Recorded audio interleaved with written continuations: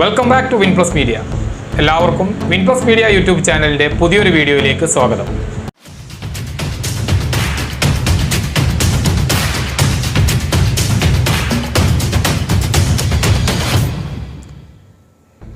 പ്രിയപ്പെട്ട USS വിദ്യാർത്ഥികളെ, അതുപോലെ മറ്റു മത്സര പരീക്ഷകൾക്ക് തയ്യാറെടുക്കുന്ന സുഹൃത്തുക്കളെ, 5ാം ക്ലാസ്സിലെ സോഷ്യൽ സയൻസ് വിഷയത്തിൻ്റെ മുഴുവൻ പാഠഭാഗങ്ങളെയും അടിസ്ഥാനമാക്കി USS ഉൾപ്പെടെയുള്ള വിവിധ മത്സര പരീക്ഷകളിൽ സ്ഥിരമായി ചോദിക്കുന്നതും ചോദിക്കാൻ സാധ്യതയുള്ളതുമായ ചോദ്യങ്ങളും അവയുടെ ഉത്തരങ്ങളുമാണ് നമ്മുടെ ചാനലിലൂടെ പരിചയപ്പെടുത്തുന്നത്. അതുകൊണ്ട് തന്നെ കുട്ടികൾ എല്ലാവരും ഈ ഒരു വീഡിയോ സ്കിപ്പ് ചെയ്യാതെ പൂർണ്ണമായിട്ടും കാണാൻ പ്രത്യേകം ശ്രദ്ധിക്കുക. 5ാം ക്ലാസ് സോഷ്യൽ സയൻസ് വിഷയത്തിൻ്റെ ആദ്യ 2 അധ്യായങ്ങളായ ചരിത്രത്തിലേക്ക്, അതുപോലെ കല്ലിൽ നിന്ന് ലോഹത്തിലേക്ക്, ഈ പാഠഭാഗങ്ങളെ ആസ്പദമാക്കിയുള്ള 2ാമത്തെ വീഡിയോ ആണിത്. ആദ്യത്തെ വീഡിയോയിൽ നമ്മൾ ഈ അധ്യായങ്ങളെ അടിസ്ഥാനമാക്കിയുള്ള 25 ചോദ്യങ്ങളും അവയുടെ ഉത്തരങ്ങളും പരിചയപ്പെടുത്തി. ഇന്നത്തെ വീഡിയോയിൽ ബാക്കി വരുന്ന ഈ അധ്യായങ്ങളുമായി ബന്ധപ്പെട്ട 25 ചോദ്യങ്ങളും ഉത്തരങ്ങളുമാണ് പരിചയപ്പെടുത്തുന്നത്. അങ്ങനെ 2 അധ്യായങ്ങളിലായി 50 ചോദ്യങ്ങളും ഉത്തരങ്ങളുമാണ് നിങ്ങൾ പരിചയപ്പെടാൻ പോകുന്നത്. നമുക്ക് വീഡിയോ ആരംഭിക്കാം. 26ാമത്തെ ചോദ്യം നോക്കാം. മെസപ്പൊട്ടോമിയയുടെ ഏത് ഭാഗത്താണ് ക്യൂണിഫോം ലിപി ആരംഭിച്ചത്? മെസപ്പൊട്ടോമിയയുടെ ഏത് ഭാഗത്താണ് ക്യൂണിഫോം ലിപി ആരംഭിച്ചത്? സുമേർ എന്ന് പറയുന്ന ഭാഗത്താണ് മെസപ്പൊട്ടോമിയയിൽ ക്യൂണിഫോം ലിപി ആരംഭിച്ചത്. 27ാമത്തെ ചോദ്യം. നദീതട സംസ്കാരം, അതായത് റിവർ വാലി സിവിലൈസേഷൻ ഡെവലപ്പ് ചെയ്തത് ഏത് കാലഘട്ടത്തിലാണ്? വികാസം പ്രാപിച്ചത് ഏത് കാലഘട്ടത്തിലാണ്? റിവർ വാലി സിവിലൈസേഷൻ അഥവാ നദീതട സംസ്കാരങ്ങൾ വികാസം പ്രാപിച്ച കാലഘട്ടം, ഡെവലപ്പ് ചെയ്ത ഏജ് ഏതാണ്? വെങ്കലയുഗം, അതായത് ബ്രോൺസ് ഏജ്. ചോദ്യം 28ാമത്തെ ചോദ്യം. ഡാഷ് രൂപത്തിലുള്ള ചിത്രലിപിയാണ് ക്യൂണിഫോം ലിപി? ഡാഷ് രൂപത്തിലുള്ള ചിത്രലിപിയാണ് ക്യൂണിഫോം ലിപി. അതായത് ഏത് രൂപത്തിലാണ്, ഏത് ഷേപ്പിലാണ് ക്യൂണിഫോം ലിപി ഉള്ളത് എന്നതാണ്. ആൻസർ ആപ്പിൻ്റെ രൂപത്തിലുള്ള, അതായത് ആപ്പിൻ്റെ രൂപം എന്ന് പറയുന്നത് വെഡ്ജ് ഷേപ്പ്ഡ്. നമ്മൾ മരങ്ങളൊക്കെ മുറിക്കുന്ന സമയത്ത് ആപ്പ് വെച്ച് കൊടുക്കാറുണ്ട്.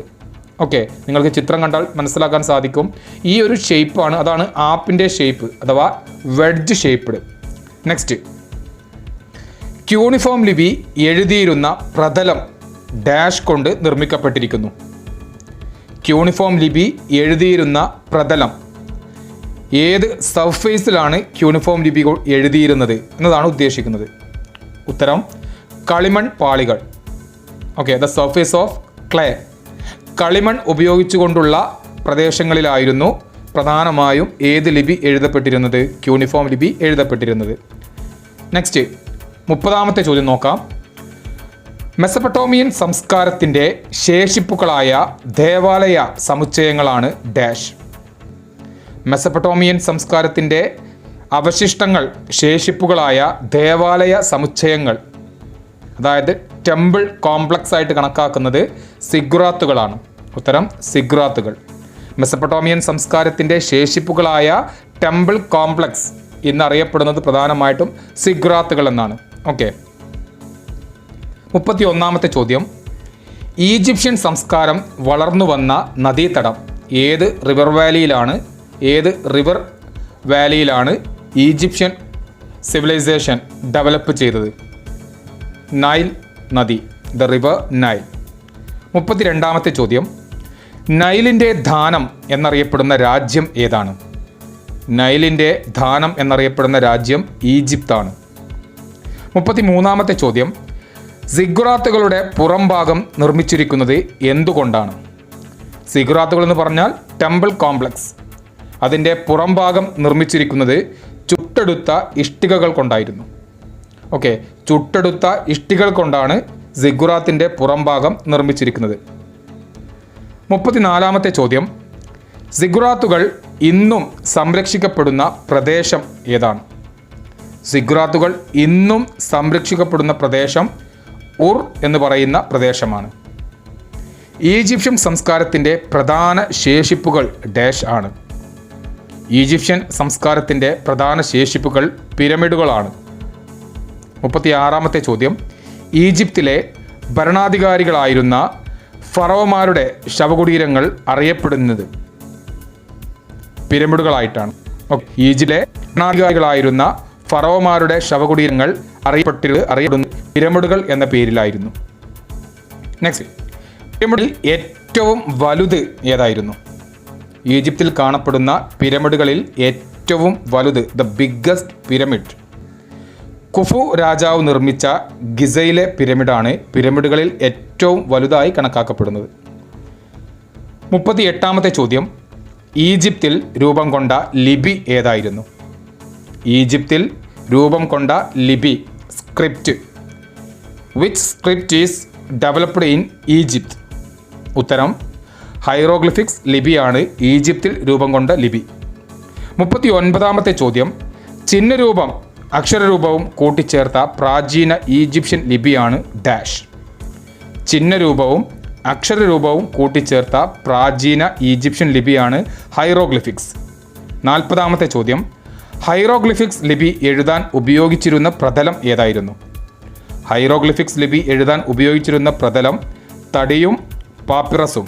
പാപ്പിറസ് എന്ന് പറയുന്ന ഒരു ഇലയുടെ പേരാണ്. തടിയും പാപ്പിറസുമാണ് ഹൈറോഗ്ലിഫിക്സ് ലിപി എഴുതാൻ ഉപയോഗിച്ചിരുന്ന പ്രതലം. യൂണിഫോം ലിപി എഴുതാൻ ഉപയോഗിച്ചിരുന്നത് കളിമൺ പ്രതലമായിരുന്നെങ്കിൽ ഹൈറോഗ്ലിഫിക്സ് ലിപി എഴുതാൻ ഉപയോഗിച്ചിരുന്നത് തടിയും പാപ്പിറസുമായിരുന്നു. ഇനി 41-ാമത്തെ ചോദ്യം, ചൈനീസ് സംസ്കാരം നിലനിന്നിരുന്ന നദീതടം. ചൈനീസ് സംസ്കാരം നിലനിന്നിരുന്ന നദീതടം ഏതായിരുന്നു? ചൈനീസ് സംസ്കാരം നിലനിന്നിരുന്ന നദീതടം ഹൊയാങ്ഹോ നദീതടത്തായിരുന്നു. ഇനി 42-ാമത്തെ ചോദ്യം, ഡാഷ് സംസ്കാരത്തിൽപ്പെട്ടവർ വെങ്കല ശില്പ നിർമ്മാണത്തിൽ വിദഗ്ധരായിരുന്നു. ഡാഷ് സംസ്കാരത്തിൽപ്പെട്ടവർ വെങ്കല ശില്പ നിർമ്മാണത്തിൽ വിദഗ്ധരായിരുന്നു. ചൈനീസ് സംസ്കാരത്തിൽപ്പെട്ടവരായിരുന്നു. ചൈനയിൽ ഇന്ന് നിലനിൽക്കുന്ന ലിപി ഡാഷ് യുഗത്തിൽ രൂപപ്പെട്ട ലിപിയുടെ പരിഷ്കൃത രൂപമാണ്. ചൈനയിൽ ഇന്ന് നിലനിൽക്കുന്ന ലിപി വെങ്കല യുഗത്തിൽ രൂപപ്പെട്ട ലിപിയുടെ പരിഷ്കൃത രൂപമാണ്. അതായത് ഇന്ന് ചൈനയിൽ കാണുന്ന ലിപി വെങ്കല യുഗത്തിലാണ് രൂപപ്പെട്ടിരുന്നത്. അതിൻ്റെ ഒരു പരിഷ്കൃത രൂപമാണ് ഇന്ന് ചൈനയിൽ കാണപ്പെടുന്ന ആ ഒരു ലിപി. ഇനി 44-ാമത്തെ ചോദ്യം, ഹാരപ്പൻ സംസ്കാരം വികാസം പ്രാപിച്ച നദീതടം. ഹാരപ്പൻ സംസ്കാരം വികാസം പ്രാപിച്ച നദീതടം സിന്ധു നദീതടം.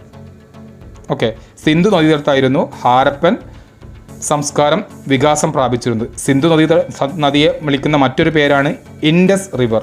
അതുകൊണ്ട് തന്നെയാണ് ഈ ഒരു ഹാരപ്പൻ സംസ്കാരത്തെ എന്ത് പേരിലും അറിയപ്പെടുന്നത്? Indus Valley civilisation. ഇൻഡസ് നദിയുടെ തീരത്ത് വികാസം പ്രാപിച്ച സിവിലൈസേഷൻ, അതായത് സംസ്കാരം. 45-ാമത്തെ ചോദ്യം, ഹാരപ്പൻ സംസ്കാരത്തിൻ്റെ ശേഷിപ്പായ മഹാസ്നാനഘട്ടം, അതായത് ഗ്രേറ്റ് ബാത്ത്, നിലനിന്നിരുന്നത് എവിടെയാണ്? ഡാഷിലാണ്. ഏത് പ്രദേശത്തായിരുന്നു? ഹാരപ്പൻ സംസ്കാരത്തിൻ്റെ ശേഷിപ്പായ മഹാസ്നാനഘട്ടം അഥവാ ഗ്രേറ്റ് ബാത്ത് നിലനിന്നിരുന്നത് മോഹൻജദാരോവിലാണ്. ഇനി 46-ാമത്തെ ചോദ്യം, ചുടുകട്ടകൾ കൊണ്ട് നിർമ്മിച്ച ബഹുനില വീടുകൾ ഏത് സംസ്കാരത്തിലാണ് നിലനിന്നിരുന്നത്? ചുടുകട്ടകൾ കൊണ്ട് നിർമ്മിച്ച ബഹുനില വീടുകൾ പ്രധാനമായും നിലനിന്നിരുന്നത് ഹാരപ്പൻ സംസ്കാരത്തിൻ്റെ ഭാഗമായിട്ടാണ്. ഹാരപ്പൻ സംസ്കാര കാലഘട്ടത്തിലാണ് ചുടുകട്ടകൾ കൊണ്ട് നിർമ്മിച്ച ബഹുനില വീടുകൾ നിലനിന്നിരുന്നത്. 47-ാമത്തെ ചോദ്യം, ഏറ്റവും മികച്ച നഗരാസൂത്രണം, അതായത് planning, city planning, town planning നിലനിന്നിരുന്ന സംസ്കാരം ഏതായിരുന്നു? ഏറ്റവും മികച്ച ടൗൺ പ്ലാനിംഗ്, നഗരാസൂത്രണം നിലനിന്നിരുന്ന സംസ്കാരം ഹാരപ്പൻ സംസ്കാരമായിരുന്നു. 48-ാമത്തെ ചോദ്യം, സിന്ധു നദീതട സംസ്കാരത്തിലെ പ്രധാന നഗരങ്ങൾ ഏതെല്ലാമായിരുന്നു? സിന്ധു നദീതട സംസ്കാരത്തിലെ പ്രധാന നഗരങ്ങൾ മോഹൻജദാരോ, ഹാരപ്പ, കാലിബംഗൻ, ലോഥാൾ. ഈ പറയപ്പെടുന്ന പ്രദേശങ്ങൾ പ്രധാന നഗരങ്ങളായിരുന്നു സിന്ധു നദീതട സംസ്കാരം, അതായത് ഇൻഡസ് വാലി സിവിലൈസേഷൻ്റെ ഭാഗമായ പ്രധാനപ്പെട്ട town areas Mohenjodaro, Harappa, Kalibangan and Lothal. 49-ാമത്തെ ചോദ്യം, സിന്ധു നദീതട സംസ്കാരം നിലനിന്നിരുന്ന പ്രദേശങ്ങൾ ഇന്ന് സ്ഥിതി ചെയ്യപ്പെടുന്നത് എവിടെയാണ്? സിന്ധു നദീതട സംസ്കാരം നിലനിന്നിരുന്ന പ്രദേശങ്ങൾ ഇന്ന് പ്രധാനമായും നിലനിൽക്കുന്നത് ഇന്ത്യയുടെയും പാകിസ്ഥാൻ്റെയും ഭാഗമായിട്ടാണ്. 50ാമത്തെ ചോദ്യം, 2020 എത്രാം നൂറ്റാണ്ടായിട്ടാണ് കണക്കാക്കുന്നത്? 2020 21ാം നൂറ്റാണ്ടിൻ്റെ ഭാഗമായിട്ടാണ്. പ്രിയപ്പെട്ട വിദ്യാർത്ഥികളെ, മറ്റു സുഹൃത്തുക്കളെ, 5ാം ക്ലാസ്സിലെ സോഷ്യൽ സയൻസ് വിഷയത്തെ അടിസ്ഥാനമാക്കിയുള്ള ആദ്യ 2 അധ്യായങ്ങൾ, ചരിത്രത്തിലേക്ക് അതുപോലെ കല്ലിൽ നിന്ന് ലോഹത്തിലേക്ക്, ഈ 2 അധ്യായങ്ങളെ അടിസ്ഥാനമാക്കി 50 ചോദ്യങ്ങളാണ് നമ്മൾ ആദ്യ 2 അധ്യായങ്ങളിലായി ആദ്യ 2 എപ്പിസോഡുകളിലായി ഈ വീഡിയോയിലും അതേപോലെ ഇതിനു മുൻപുള്ള വീഡിയോയിലും നമ്മൾ നൽകിയിട്ടുള്ളത്. ഇതിനു മുൻപുള്ള വീഡിയോ കാണാത്തവരായി ആരെങ്കിലും ഉണ്ടെങ്കിൽ അതിൻ്റെ ലിങ്ക് ഡിസ്ക്രിപ്ഷനിൽ നൽകുന്നുണ്ട്. തീർച്ചയായിട്ടും കാണാൻ പ്രത്യേകം ശ്രദ്ധിക്കുക. ഈ 50 ചോദ്യങ്ങളും ഉത്തരങ്ങളും പ്രധാനമായും പരീക്ഷയെ സംബന്ധിച്ചിടത്തോളം വളരെ പ്രധാനപ്പെട്ടതാണ്. അതുകൊണ്ട് തന്നെ എഴുതിയെടുത്ത് പഠിക്കാൻ പ്രത്യേകം ശ്രദ്ധിക്കുക. വീഡിയോ ഇഷ്ടമായെങ്കിൽ ലൈക്ക് ചെയ്യുക. നിങ്ങളുടെ സുഹൃത്തുക്കൾക്ക് എല്ലാവർക്കും ഉപകാരപ്പെടുന്ന വീഡിയോ ആയതുകൊണ്ട് തന്നെ നിങ്ങൾ മറ്റുള്ളവരിലേക്ക് ഷെയർ ചെയ്യുക. അതുപോലെ തന്നെ നിങ്ങളുടെ അഭിപ്രായങ്ങൾ കമൻറ്റ് ചെയ്ത് ഞങ്ങളെ അറിയിക്കുക.